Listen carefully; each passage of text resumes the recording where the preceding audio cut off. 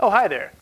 It's Menenberg, and today for AP History, I'm going to teach you a little bit about how to read your textbook.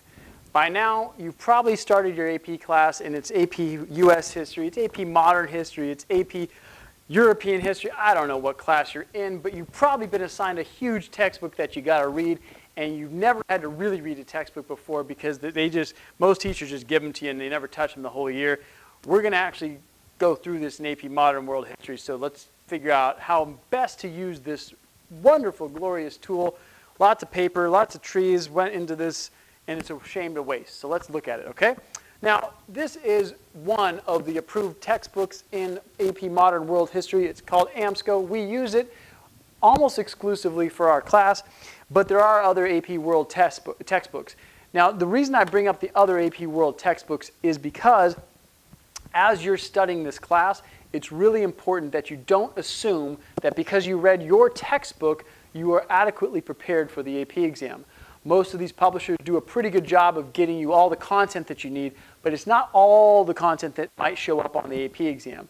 For example, you are going to get a lot of stimuli, okay, a lot of different passages, maps, images, that type of thing on the AP exam. They aren't all in here, I promise you that much. Okay, so it's really important that while you read your textbook, you probably want to be looking as well at the course outlines that are provided by the College Board. Most AP teachers also will provide you with that. So if you can't find it from your teacher, look online at the College Board website. They should have what's called a course and exam description, which will have outlines for each part of the test, okay? And you need that while you read so that you know what you're looking for when you read. That's important, okay? It saves you time, and it means you're not just reading lists like you're reading your favorite novel, okay? That's not how we read a history textbook. We read with intent, and many times you're gonna have to take notes. In later video, we'll show you how to take notes. But for this, we just wanna give you a quick tour of what a textbook might look like and how you wanna get some stuff out of it, okay? So first things first, your teacher hopefully has provided a reading schedule. I know I do for my students, and it usually breaks down to a handful of pages a night. You want to get ahead of that so that you don't have this mountain of reading that you have to do right before a unit test. That's stressful. That's not helpful. And it's going to make you do poorly because you're trying to retain a bunch of information that you wouldn't have been able to retain anyway unless you plan it out accordingly. Okay, so read on the schedule if you can. Bite-sized pieces. History is hard to take in. It's often kind of messed up, and so if you try to take it all at once, it's going to be, information overload in a hurry. So you really want to take it in bite-sized pieces. Okay, so this textbook in particular does a really nice job of tying each chapter to the course and exam description, the unit outlines that I mentioned to you.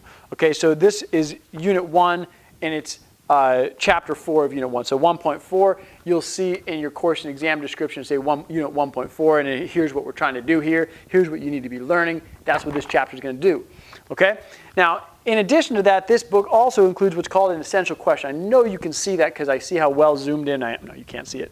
It says this for this one: what states developed in the Americas and how did they change over time? This question is not something you want to just skip over. I would suggest reading first that question and then coming back to it when you're done with that chapter to see if you know enough to answer that question. The basic premise of that is that you want to be able to get out of this chapter the answer to that question. That's why they do it. And these questions correspond directly to the learning targets the College Board puts out there. So again, this textbook is really well done because it presents you with the information that you need, the essential stuff, in a very concise way. It's pretty easy. Okay? The next thing I want to draw your attention to is this book also has, like, the first section is more or less an introduction or summary of what the rest of the chapter is going to be about. Okay? In some cases, this is going to save you time because you'll know, okay, I really know this part, but I don't know that part. You can focus your efforts on the parts you don't know. That's a better way to study. And then you could at least preview what's coming. Next, you'll have different subject headings. Some are bigger, some are smaller, and most textbooks have this. Some are in color, some change color depending on how important it is or what it's related to. My suggestion as you read is to try to bite off a big section, so one of the larger texts, bite off at least one of those at a time before you take a break, and then give your brain a little break to recharge. And this will also help you organize your notes, which again, we'll get to in a later video. Another common thing I remember from my history student days were, and these are still here, are bold words. Bold words are things that the writers of these textbooks deem to be important. Most often they correspond to, in this case, what the College Board is saying is going to be content you're responsible for the test.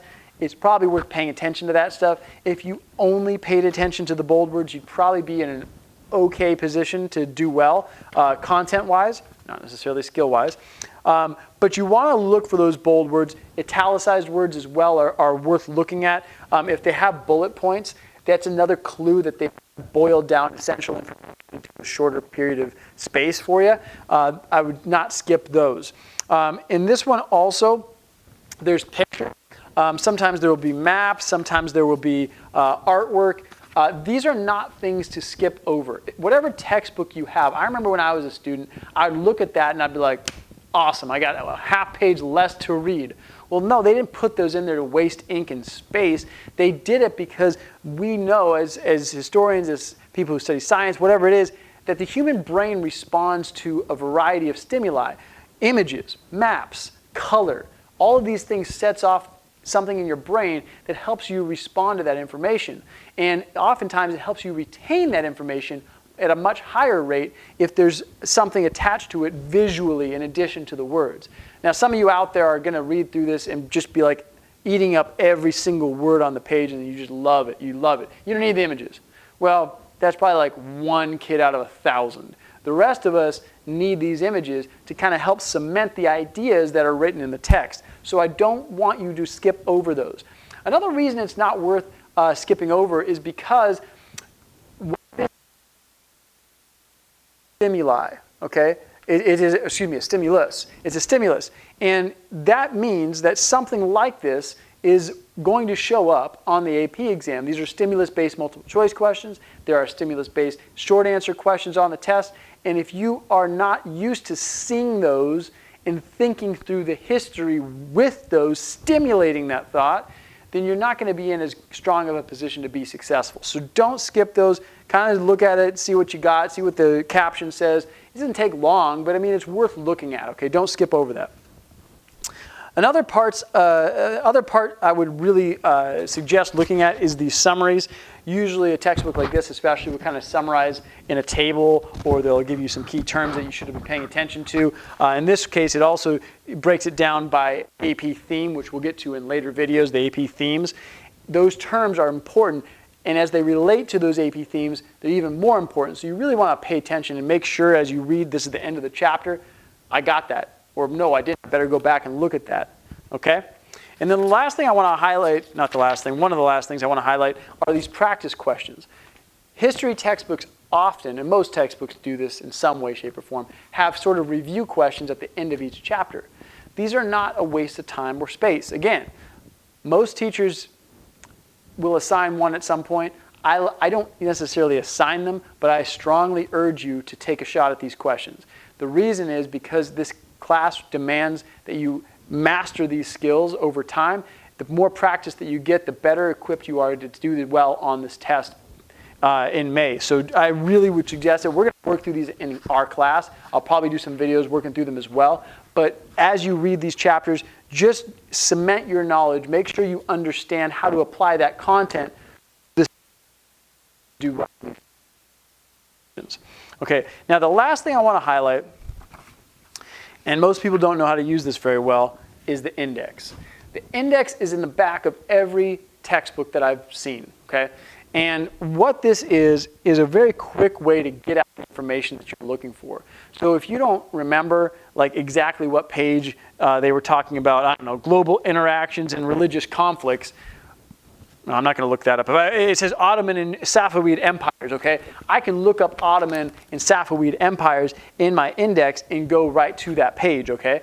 That's the benefit of the index.